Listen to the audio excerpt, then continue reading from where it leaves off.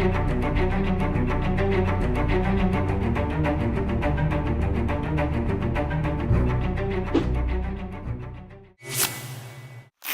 is up, Flick fans, and welcome back to my channel. This video is simple. I give you my 5 favorite moments from Spider-Man Homecoming, and you give me your money. Yeah, I'm just kidding, but for real, if you have any extra, I'm not opposed. So Spider-Man Homecoming is great. I gave it a 90%. If you're unfamiliar with the way the movie industry works, that's a very high score, and for good reason. It's the most fun I've had in a theater all year. Well, that and Baby Driver, and there are some standout moments for sure. And spoiler alert, because I'm about to ruin the entire movie for you. Peter dies. That was a lie, but for real, if you haven't seen it, you should...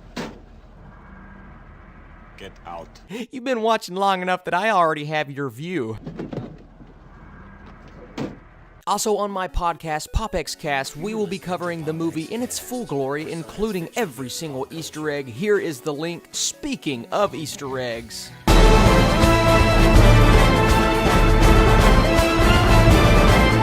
In The Amazing Spider-Man issue number 33, you will find arguably the greatest moment of determination by Peter Parker. Trapped underneath rubble left by Doc Ock, Spidey has to conjure every ounce of strength he could to escape this situation. Of course, in the comics, he's fueled by different reasons, but there's a clear callback to this moment in Homecoming. After the Vulture basically causes a building to collapse on the poor kid, Peter has to give it his all to lift this building off of him. It's such an incredible moment in the movie and really had a lot before it to build up to it. We forget that Tom Holland is playing a 15-year-old in this movie. He's a child, and the poor kid is crying his eyes out trying to escape, but he just can't do it until he reminds himself that, hey, I am Spider-Man, and I can do this. I can prove to Tony that I deserve the title of Spider-Man, and oh, he does. What an awesome moment this was, and not a lot of people know that it is, in fact, a callback to maybe Spider-Man's greatest comic book moment.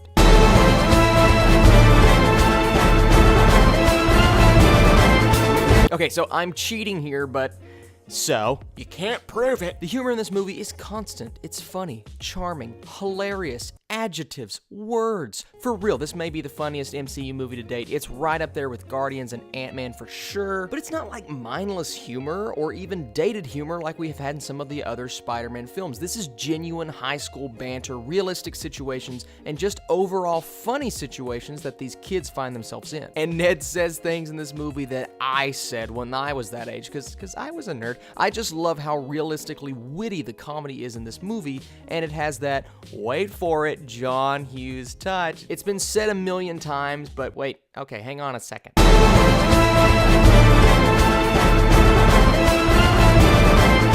Thank you for that. It's very meta, and the Ferris Bueller reference in this movie is maybe the most meta thing at all. Peter is running through the backyards, and it looks eerily similar to Ferris Bueller, and then as he runs by a television screen, on that screen is, wait for it, Ferris Bueller's Day Off. And look, I've heard complaints about this reference and how they actually showed the scene, but I actually loved it, and maybe it's because that's my favorite comedy of all time. Maybe? Probably. Either way, I had the biggest smile on my face when it happened, and not like a happy smile. It was like a, oh no, my financial situation is depressing smile.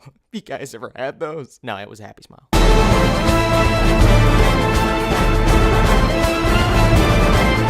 Now hear me out, okay? Every Marvel movie with the exception of Loki and, maybe the Abomination features the main villain dying. Why does this always happen? I am so sick of these great villains, well, most of the Marvel villains aren't great, but these villains not getting enough fleshing out. It also happened in the Spider-Man movies prior to this one. Green Goblin, Doc Ock, Venom, Electro, Gwen Stacy, Paul Giamatti's career, Tobey Maguire's High School Musical audition, all dead.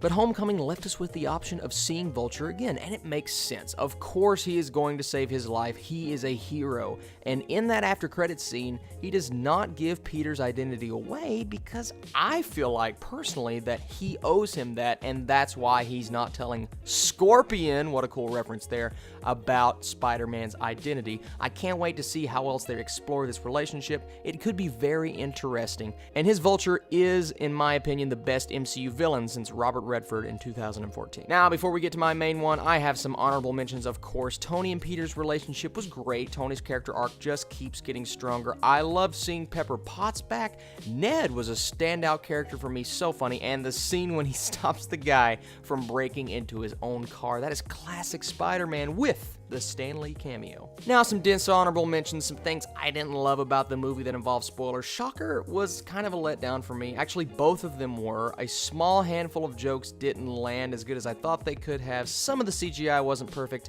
And the moment when you see Spider-Man's mask and you hear the Iron Man voiceover, sure, I love the scene as a whole and it was great. But I could have done without the overabundance of them slapping me across the face with that point. I get it.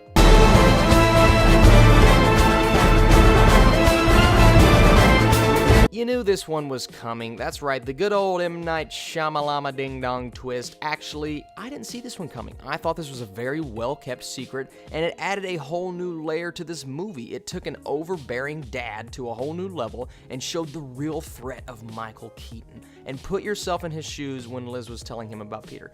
It was pretty easy to figure out that he was Spider-Man, especially when he sounds just like he did under the mask. I don't know why I heard a lot of people complain about that. Oh, how did you figure that out so easily?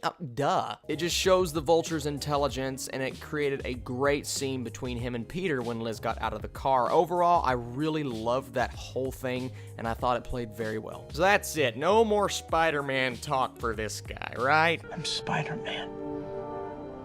No more. No more.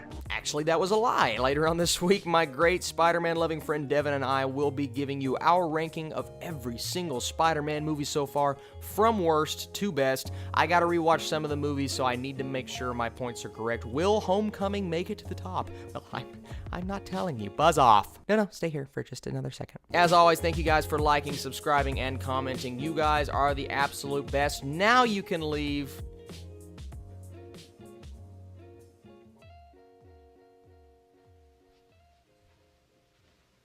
You're still here?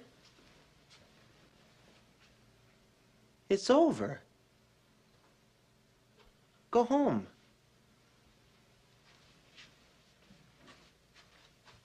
Go.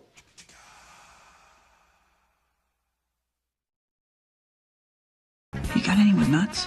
I have some nuts. I could make some. Go make me some.